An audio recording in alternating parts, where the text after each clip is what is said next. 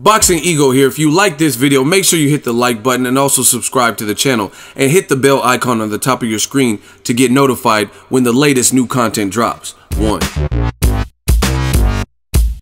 The Showtime network continues its full-on assault on its premium network contemporary HBO boxing. Stay tuned. What up, Fight World? It's your boy Ego and I'm back with some more boxing. Make sure you smash the like button. Also subscribe to the channel for the latest and greatest in boxing. If you want to become part of the gang, notification gang, please hit the bell icon. Shout out to the Super Chats channel donations, the Venmo donations, and the Patreon family. We working. Now, there's no sweet or nice way to put this. HBO boxing is getting demolished by Showtime boxing. I like HBO's production value. I think their HBO commentary is pretty biased in general, but they have very high quality production value. I do like Roy Jones when he's a commentator there. I do like Andre Ward. You know what I mean, the guys that have been fighters. But in terms of their boxing lineup, they're getting absolutely crushed. Here's why. Gary Russell Jr. versus Joseph JoJo Diaz Jr. is a done deal. May 19th on Showtime. Some of you guys may be scratching your head saying, hey, that date sounds familiar. That's also the same card as ADONIS Stevenson versus BADOU Jack. So this is how it was supposed to do. Initially, it was Keith Thurman making a return against somebody, but it was reported that Keith Thurman is injured. I haven't heard him come out and denounce that or deny it, so I'm just going to run with him being injured and not fighting because it's almost May, and we haven't heard anything about media day or who he's fighting, so I'm just going to assume he is actually injured. But in lieu of Keith Thurman being injured, they announced yesterday Gary Russell Jr. versus Joseph JoJo Diaz is a done deal, May 19th on Showtime on the BADOU Jack Adonis Stevenson card. So the Keith Thurman, I wanted to see him return, but obviously he's not capable of returning. They found a way to still make a good fight in addition to an already existing good fight, which is BADOU Jack. Gary Russell Jr. versus Joseph JoJo Diaz is a great fight.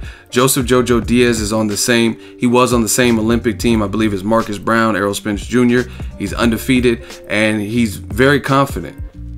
He's very confident. He's been fighting on, he fought on the Canelo Golovkin card. I went to that particular fight and he fought on the, I believe, the card, the Canelo versus Chavez Jr. So he's been knocking down the door for this opportunity at a title, and now he's getting one on Showtime. He normally fights on HBO, but they made the deal, and for the mandatory shot, he's going to fight on Showtime.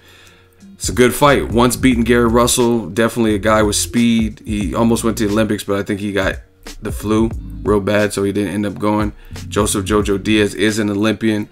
Gary Russell Jr. has had some dry spells with inactivity. This would be a hell of a comeback. Gary Russell is very confident.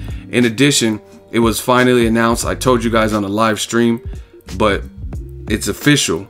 JERMELL Charlo is going to fight Austin Trout June 9th. You guys may be scratching your head saying, hey, what's June 9th? That's also the day of Leo Santa Cruz versus ABNER card. So he's on that card facing Austin Trout. Now, some of you guys remember, I was at this fight. There was a Showtime triple header where they set history. The Charlo brothers, they both won titles, I believe, on the same card in the 154-pound division. So you had two brothers / twins fighting different opposition.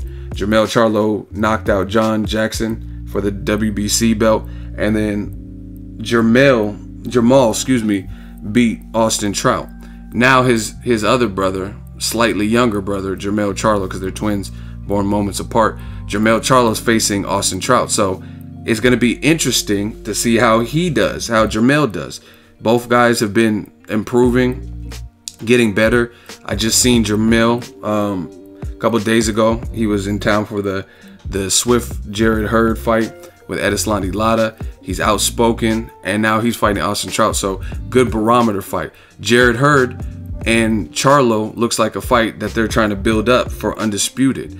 So when have we seen this many opportunities for Undisputed? You had Terrence Crawford Undisputed last year. You have heavyweight division is real close to having Undisputed if Wilder fights Joshua, which might happen on Showtime. And then you have the Charlo, if he gets past Trout, versus Jarrett Hurd in October. Something like that could be great for Undisputed. And even at middleweight, you have the chance for undisputed. But Showtime is really killing the competition. JERMELL Charlo versus Austin Trout, good fight, good barometer fight. June 9th on the Leo Santa Cruz ABNER rematch card. And then you also have the Gary Russell versus Joseph JOJO Diaz on the ADONIS Stevenson card with Badou Jack. I mean, HBO, you look at them. They're talking about the Canelo versus Golovkin is canceled. We know that. Canelo officially withdrew a week or so ago. Now they're talking about the Triple G. They can't find a person for him, so that fight might get canceled. So it's like HBO doesn't really even have that many fights. And then the biggest fight that they did have on the books got canceled, which is Canelo versus Triple G. I've never seen HBO clinging for dear life like this when it comes to their boxing programming. So they better crank out some more Game of Thrones episodes or Ballers, High Maintenance, because they're not really doing it when it comes to the boxing programming. Let me know what you guys think of the addition of Gary Russell Jr. versus mandatory Joseph JOJO Diaz, who's unbeaten on Showtime, and also JERMELL Charlo versus Austin Trout being added to Leo Santa Cruz ABNER 2 card. And what do you think is next for HBO? Do they need to step it up for their boxing fans? Are they still caring about boxing? Drop your thoughts in the comment section. Make sure you smash the like button as always. Hate, comment, and subscribe. Until next video is Ego signing off. Yeah, I'll tell you what, I'm always going to put pressure on you, know that.